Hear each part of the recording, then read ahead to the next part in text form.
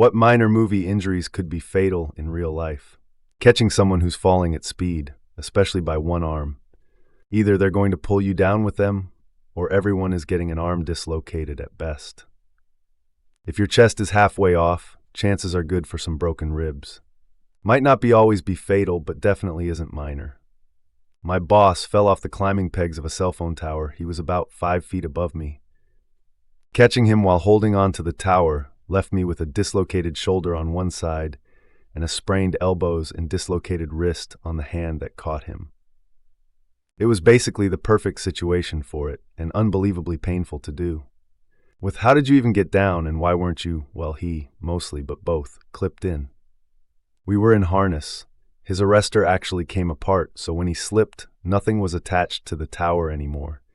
He was in the process of moving his safety strap when he fell. I held on to the climbing peg and didn't let go, because I didn't think of it. Otherwise, my safety strap and arrestor would have easily held us both with no trouble. They just didn't even get tension on him. As for getting down, I snagged his harness on a step peg and left him hanging, while I just stayed attached to the tower, and we ended up using a winch to rope me down once they got him down. He refused to ever climb again. I ended up being ground crew for the rest of the time I worked for that company, which wasn't long once I lost the climbing bonus.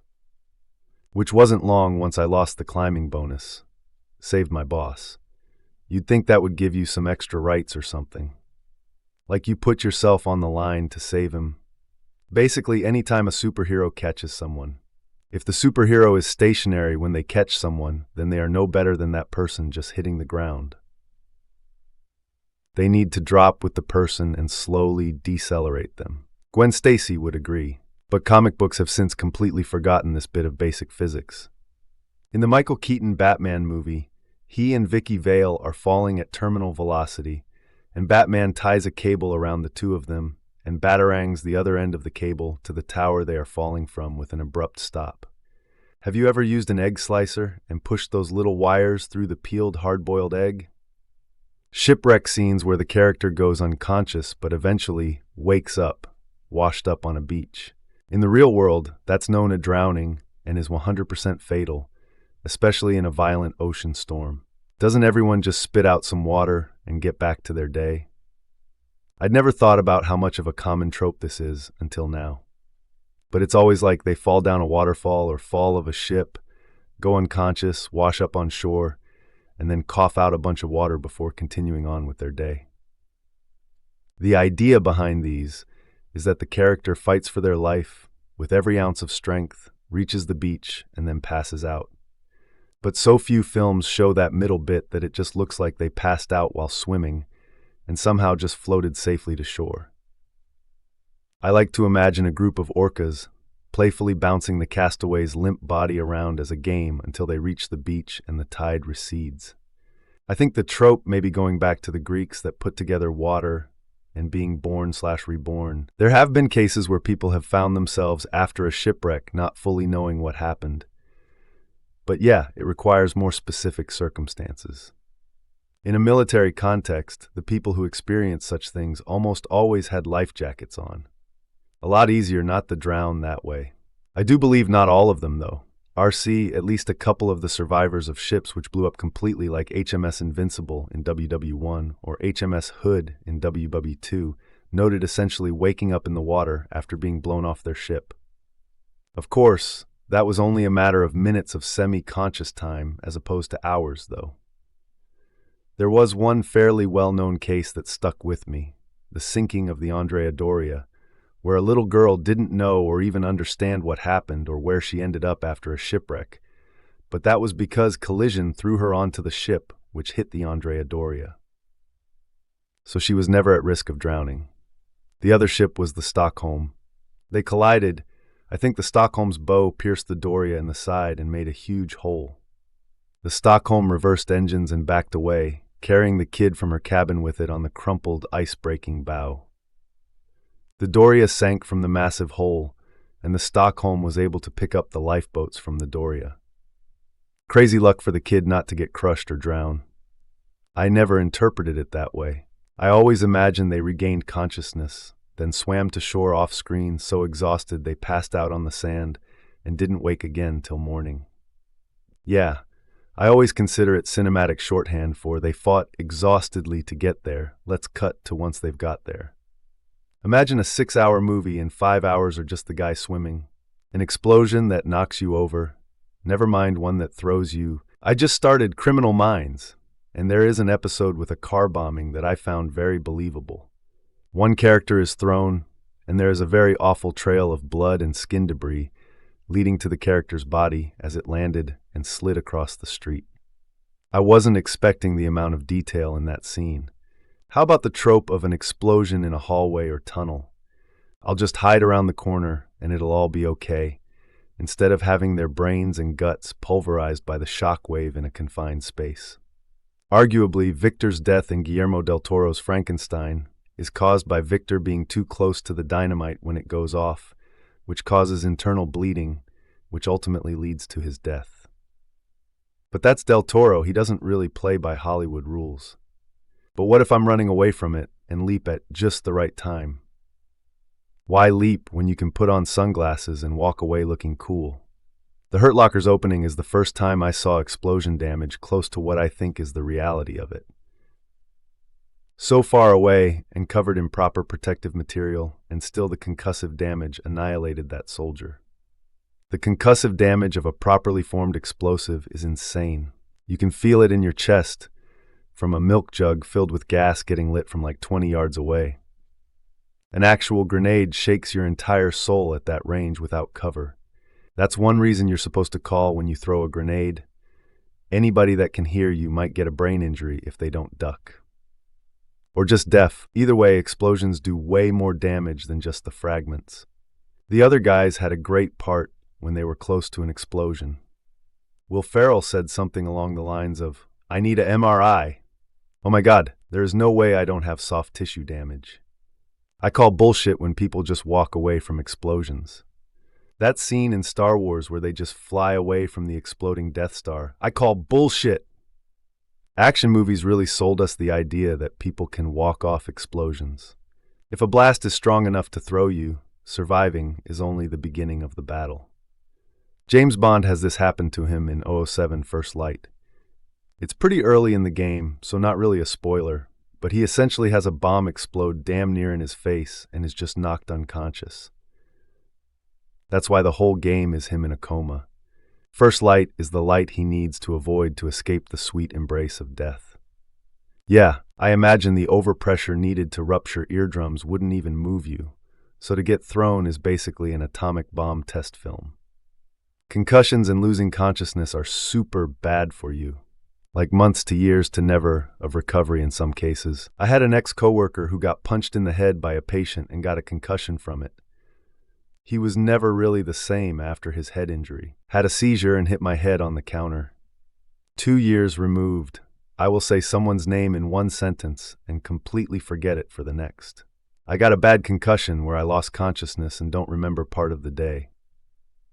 I have frequent instances where I struggle to find words. It's weird. Sometimes I'll know the first letter or a synonym, but the word is just lost. I feel like it makes me seem dumb. See, I will literally pause while talking as I try to think of the word. That is called post-concussion syndrome. There are numerous ways that it can present, and multiple can be present in the same case. I don't get this much anymore, 12 years post, but I still deal with aphasia and tinnitus, and my short-term memory is getting worse. Very similar. My coworker was sitting on the hood of a car, slipped and fell off, and hit his head off the pavement. He was never the same either. Frightening. My buddy had a few too many, was sitting on the tailgate of his Tacoma and fell off, hitting his head. He died from the injuries. Doesn't take much. I really wish I didn't have the concussion collection that I have. I had a few when I was younger, and yeah, I'd change things around if I could. 2 of them I was out for several seconds and didn't really know what was happening. I got kicked full force in the back of the head during a sanctioned fight. Didn't get knocked out, but I was definitely on another planet and just moving in autopilot. I don't remember any of it. I would say it literally took maybe 5 years before I stopped having random stare into space moments and double that before I felt normal again. I played soccer and football in high school and was a kicker in college. I normally didn't do kickoffs, just extra points and field goals. Our punter had a better leg and handled kickoffs. He got hurt, so I had to handle kickoffs, and I got laid out on a kick return with a helmet-to-helmet hit. I don't remember the rest of the game, and I kicked 2 extra points, a field goal, and kicked off 3 more times that game. I got headaches for 5 months and had trouble concentrating for a year. Like I would sometimes feel like there was something fuzzy in my head obscuring what I was just thinking about. My senior year, a freshman started over me, which pissed me off at the time, but in retrospect was good, because with the punter graduating, I would have picked up kickoff duties. And then that freshman ended up in the league 3 years later. I got knocked out by a camel when I was 15. It still hurts 20 years later. Fell 3 years ago and snapped my neck back and gave myself a concussion. Still recovering, 24/7 headaches, not back to work full time. It's life-changing. Years ago, while playing football, I got grabbed by the jersey and pulled backwards, which caused me to hit the back on my head on the ground.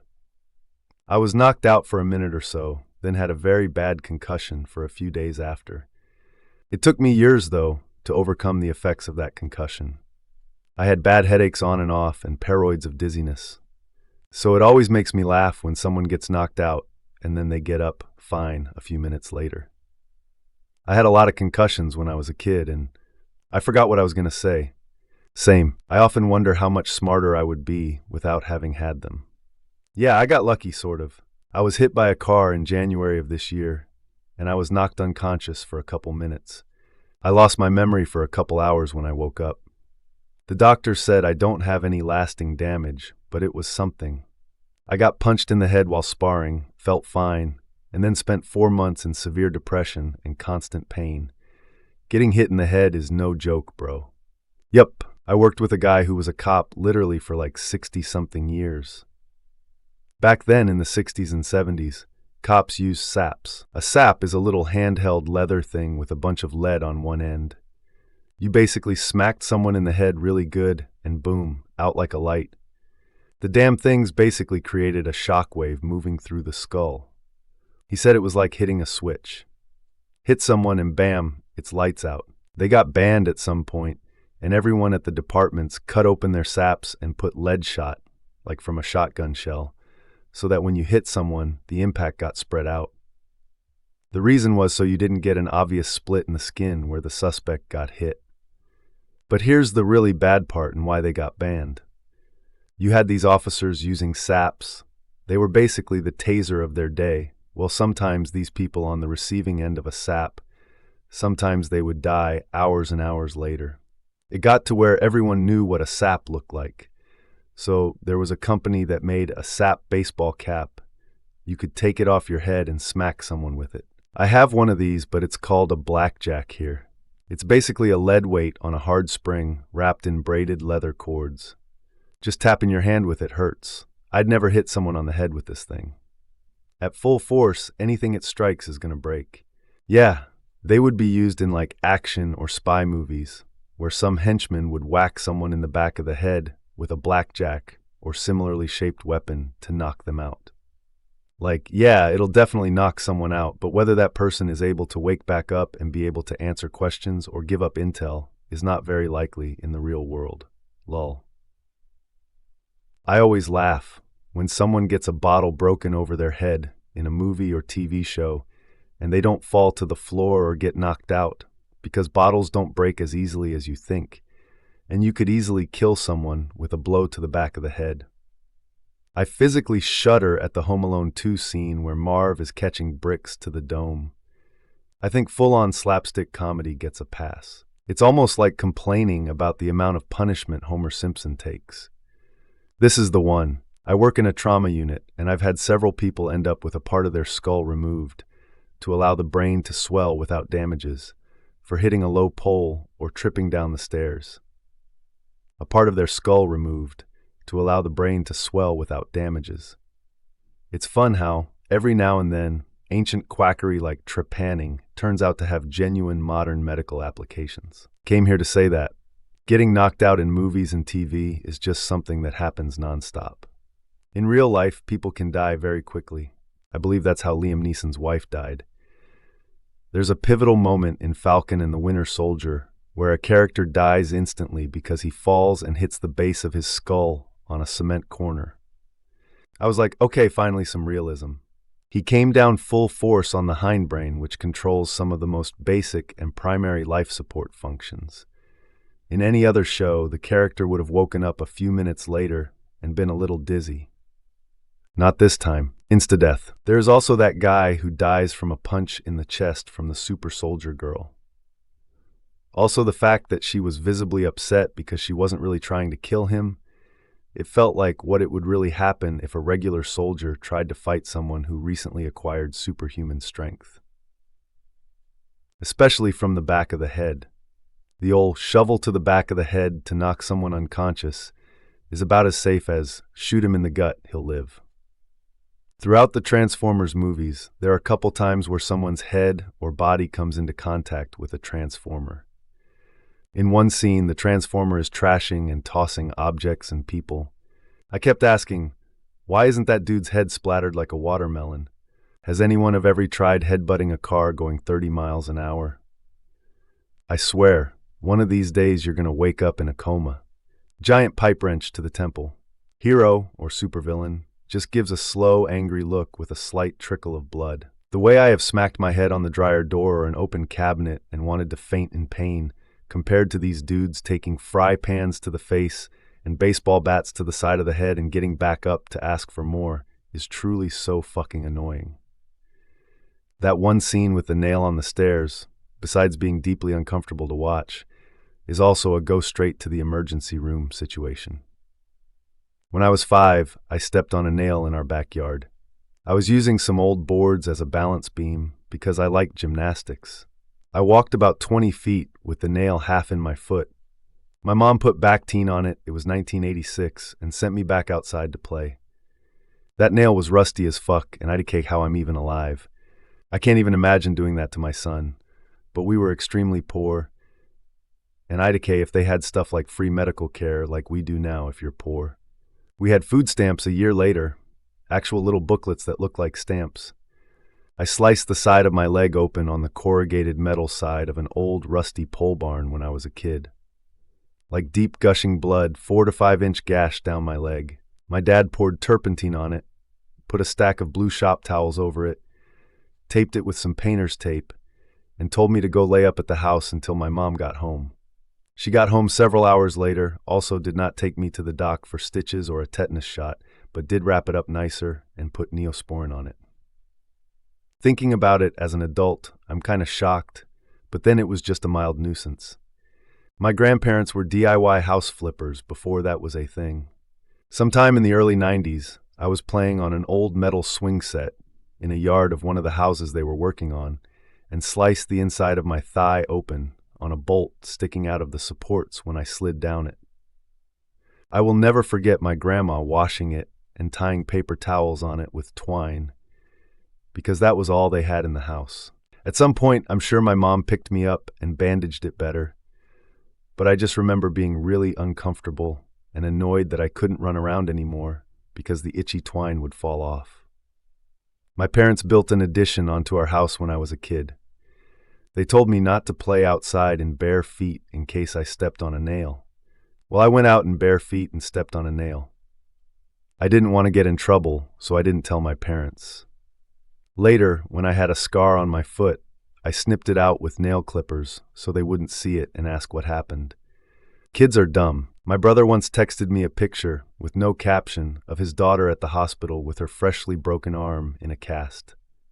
I asked him how it happened and he said, "I still don't know because she doesn't know." Complete with quotes. It cracked me up. Oh my gosh, these are the exact words I used after I used my mom's razor to try to shave my legs without any soap or water. I literally flayed the entire front of my shin off. I was like 7 or 8 years old and was told to not use that. When I was asked what happened, I said, "I don't know. Being current on your tetanus vaccine would explain why you were fine." I stepped on a nail back in early college that went right through my flip-flop and into the heel of my foot. This chick I was with said NBD and spit on her hand and rubbed it on my foot. And damned if I didn't have to drain that nasty wound before football practice every day for longer than I care to remember. Home Alone taught me that turning into a skeleton is survivable. A couple years ago, I grabbed a pot handle that had just been in the oven and burned the shit out of my hand. A few days after that, I randomly watched Home Alone. You would not be able to just continue on after grabbing the red-hot doorknob. Ever watch this? Harry would die 9 times, Mar 14. Just slash step kgm torov qf1 c ton. Skull fracture with epidural hematoma. Marv is dead. Skull fracture with epidural hematoma. Marv is dead. Skull fracture with epidural hematoma. Marv is dead. Skull fracture with epidural hematoma. Marv is dead. Ah, you beat me to it. Love that series. The Die Hard ones are great too. The brick to the head in Home Alone 2 was one of the funniest scenes I'd ever seen as a child. Now I cringe. Home Alone 2 was straight up early torture porn, light years further than the Three Stooges. There is a medical entertainment podcast called Sawbones that has done several Home Alone themed episodes with a physician discussing the real-life severity of injuries. Haha. If something hits you with enough force to send you flying, that is ER at minimum. I think I saw a lot of blows like this in The Boys, and I'm like, for non-supers, they wouldn't just get up.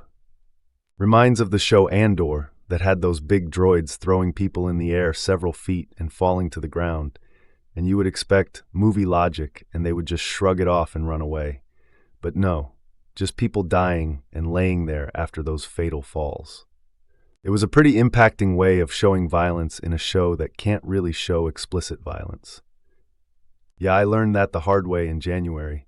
Got hit by a runaway snow tube with 2 adults in it. It sent me flying up in the air and I landed hard. Resulted in a level 3 liver laceration.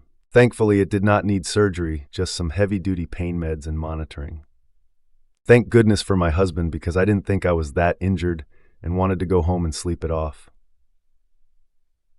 I suppose it's not gory violence, but Cassian does murder an unarmed man in the first 5 minutes. I think of Andor as one of the more violent pieces of Star Wars media, but as you pointed out, maybe that's just because it feels more realistic, visceral. I mean, Andor is objectively more violent than other Star Wars media. It has executions, suicides, torture, an attempted rape that ends violently, forced prison labor, and a literal massacre of a civilian population. It's by far the most realistic portrayal of violence of any Star Wars films shows. It's not just violence that everyone shrugs off, but it has real, realistic consequences.